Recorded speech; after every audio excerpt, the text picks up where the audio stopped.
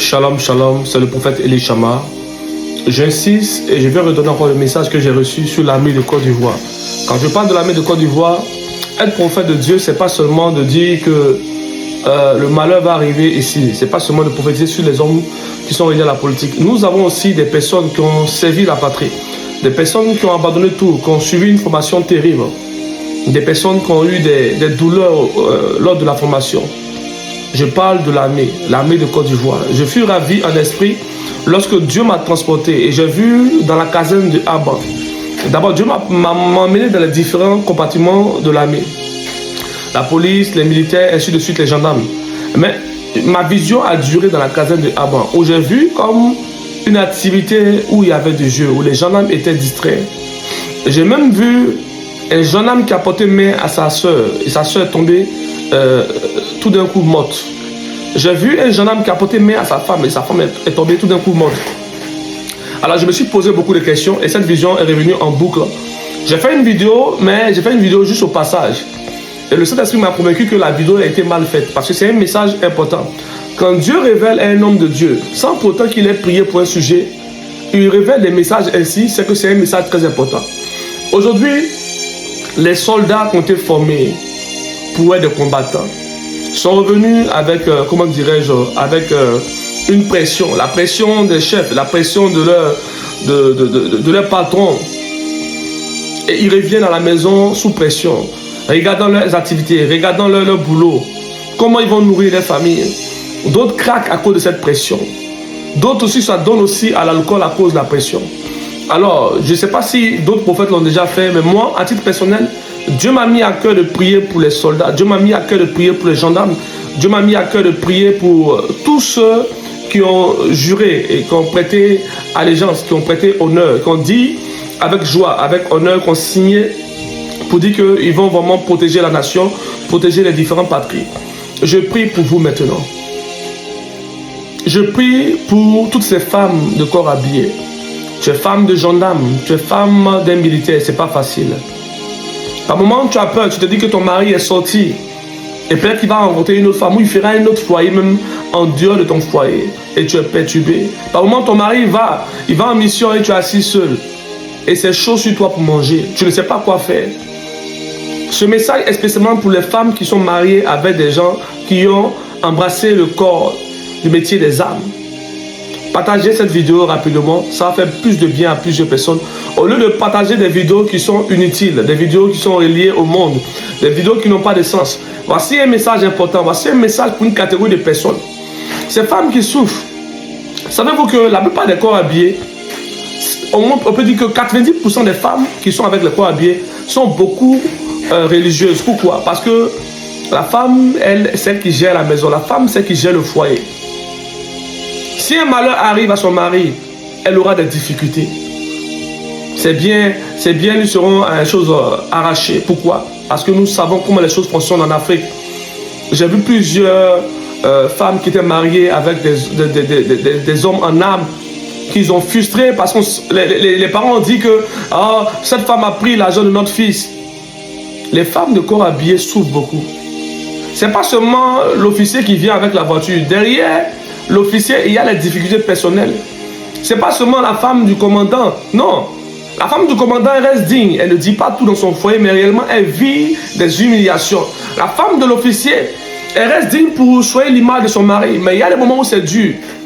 Voilà pourquoi je prie que Dieu élève, oui, nos généraux, que Dieu protège l'armée de Côte d'Ivoire. Je viens à titre personnel. Je viens comme un homme mis à part. Je viens prier pour nos généraux, je viens prier pour nos officiers, je viens prier pour nos différents soldats. Ceux qui se battent, afin que la population soit en sécurité. J'aimerais prier pour eux. Si tout à l'heure il y a un trouble dans notre nation, qui va aller nous défendre? C'est les hommes en âme. Alors on ne peut pas dire que nous aimons notre patrie et faire fi de ce sujet. Tu ne peux pas dire que tu aimes ta chère patrie et faire fi de ce sujet. Dieu m'emmène à prier pour vous, femmes de militaires, de gendarmes, d'officiers, peu importe tous les différents corps que je n'ai pas cités, les marins et autres, eaux et forêts, vous les Oscars. Toi qui es marié à un Oscar, et ta famille dit que tu es riche, parce que tu ne peux pas rentrer dans les détails. Un Oscar, il ne vit que de son salaire. Si aujourd'hui on le cale quelque part, il ne peut plus bouger. Un Oscar reste digne. Il ne peut pas dire aux gens que ça ne va pas. Parce qu'il a les galons. Parce qu'il a le grade. Et il reste digne dans sa marche. Telle est la formation qu'il a reçue. Un Oscar montre l'exemple. Et il reste toujours digne. Voilà pourquoi je prie que vraiment, ceux qui étaient bloqués, un certain niveau de grade, que Dieu puisse augmenter les grades en vous. Vous qui avez les difficultés au niveau de vos primes, que Dieu débloque les primes. Je prie que la femme qui avait des difficultés, qui partait même demander à manger, oui, qui partait demander de l'argent même pour nourrir ses enfants, je prie qu'elle soit restaurée. J'ai vu des femmes de corps habillées. Allez-y voir d'autres personnes pour nourrir les enfants. Et d'autres femmes même, comment dire, ont été influencées à tomber dans la bassesse. Pourquoi? Parce que c'était chaud. C'était chaud. J'ai vu un gendarme, lorsqu'il a accepté de devenir gendarme, automatiquement, il est devenu fou. Pas parce qu'il était fou au départ, mais parce que la sorcellerie, vous savez, en Afrique, quand tu as un concours, on se dit que tu as réussi. Or, le concours, le travail, ce n'est qu'une première étape initiatique pour dire que tu es devenu un homme. La réussite, ce n'est pas le travail. La réussite, c'est de réussir dans son travail. Un homme peut travailler et puis être endetté. Un homme peut travailler et puis avoir des difficultés. Un homme peut travailler et puis avoir du mal à subvenir à sa famille. Quand un homme est marié, il a beaucoup de charges. Je donne un message aussi à vous qui êtes, comment dirais-je, habillés à tous ces gendarmes. Un gendarme doit nourrir sa famille, un gendarme doit nourrir ses enfants. Quand tu vois que ton frère a commencé à travailler et qu'il a déjà en charge ses enfants, tu ne peux pas le combattre pour dire qu'il est méchant, qu'il ne t'aide pas. Si tu veux que ton frère t'aide, commence aussi à établir, à commencer à faire des démarches pour être comme lui ou bien soit faire une autre chose. Un homme qui a une famille a le devoir, a la charge de s'occuper de sa famille. Plusieurs gendarmes ont divorcé. Plusieurs gendarmes, oui, ont abandonné leur épouse. Pourquoi? À cause de la pression. À cause de la pression. D'autres sont éloignés de leur femme à des kilomètres, sont obligés de se soulager par d'autres moyens. Je prie, toi qui es femme d'Oscar, toi qui es femme de gendarme, toi qui es femme d'un sous-officier, tiens bon. Ne sois pas découragé à cause des critiques. Tu as entendu que ton mari t'a trompé. Non, ne sois pas découragé. Le diable utilise toutes des personnes. Il y a des gens qui savent voir ton mari, oui, aller te tromper, mais ne savent pas dire, et gens ici qu'on a vu ton mari en train de travailler, comment dirais-je, avec le zèle. Ils ne peuvent que te donner des mauvais messages. Ils ne peuvent jamais te donner des messages positifs. Alors dans le lieu où tu es, tu vas commencer à prier. Si tu es catholique, élève la voix et commence à prier. Peu importe le lieu où tu es, commence à bénir ton mari. Le premier prophète ou la première prophétesse ou la première servante de Dieu dans une caserne, c'est la femme du gendarme. Elle seule connaît les vibrations, elle seule connaît les réalités de son époux. Elle seule peut élever la voix. Ne dis pas que mon homme m'a manqué de respect, qu'il était ivre et puis m'a humilié devant ses amis. Écoute, si un malheur arrive à ton homme, tu vas aller où? Tu vas aller où? Tu as déjà fait des enfants avec lui. Tu es condamné à faire ce combat avec lui.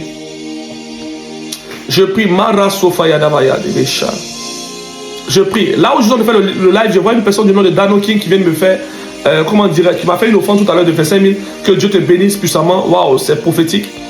Alors, j'aimerais dire que Dieu est grand, Dieu est puissant. Dieu est merveilleux. Dieu est terrible. Dieu changera la vie de plusieurs personnes. Dieu changera la vie de plusieurs personnes. Sentinelle de Dieu. Épouse de gendarme. Tu es choisie par Dieu. Comme une femme qui doit intercéder pour ton mari. Oui, tu dois intercéder pour ton mari. Dans le corps, il y a la jalousie, il y a les frustrations. Un homme peut gâter ton époux pour juste avoir vraiment les honneurs. Un homme, je parle en termes militaires. Un homme peut gâter ton époux automatiquement pour avoir les honneurs. Un homme peut gâter ton époux pour ça, il se dit qu'il est militaire. Et puis il vient rire, il vient tirer ta bouche, voir comment ça va dans la maison. Et toi tu commences à parler. N'expose pas ton foyer, n'expose pas ton mariage. Sois digne dans la souffrance. Si ton mari est militaire, sois militaire aussi. N'expose pas ton époux. Même si tu exposes ton époux, tu n'auras pas d'aide. Donc ça sert à quoi d'exposer ton époux? Sois digne. Sois digne. Prends tes enfants, lève-toi, allez-y prier. Allez-y prier dans le lieu où vous devez prier. Continuez de prier. Soyez forts. Mais un seul jour, Dieu choisira un jour pour vous bénir. Dieu a pris un jour, il a pris chaque jour pour créer la terre, pour créer chaque chose dans ce monde. Il choisira un seul jour pour vous bénir. Ce jour-là, ça sera la joie. Tu viens d'envoyer encore 25 000. Dano King, ça fait en tout 50 000. Sois béni puissamment, que la grâce de Dieu soit avec toi. Maïko Robo Shayi Devaria. Que Dieu vous bénisse puissamment. Alors, le numéro va s'afficher en bas. Vous pourrez aussi poser des actes par la foi. Tu peux aussi prier, venir te joindre avec mon groupe de prière. Nous sommes actuellement dans un moment de jeûne pour ouvrir les portes des grâces, des bénédictions, la sécurité sur la famille. Que Dieu vous bénisse puissamment. Que la grâce et la faveur de Dieu soient avec vous. C'est le prophète Elishama de Côte d'Ivoire, mais actuellement déplacé en France. Que Dieu vous bénisse. États-Unis, apprêtez-vous pour me recevoir, car bientôt je serai là-bas. Oui, mes filles spirituelles sont en train de faire des démarches administratives afin de me recevoir. Et aussi la Suisse, apprêtez-vous à me recevoir. Le Canada, apprêtez-vous à me recevoir aussi. Et bientôt, je ferai un tour au Gabon. Cette terre qui est vraiment une terre où Dieu veut encore élever les jeunes Gabonais. Dieu veut élever encore la génération gabonaise. Que Dieu aussi protège le Congo. Parce que le Congo aussi va connaître aussi encore une nouvelle grâce prophétique. Que Dieu vous bénisse puissamment. Que la faveur de Dieu soit avec vous. Soyez bénis. Soyez restaurés. Alléluia. Avec le sourire prophétique. Soyez bénis.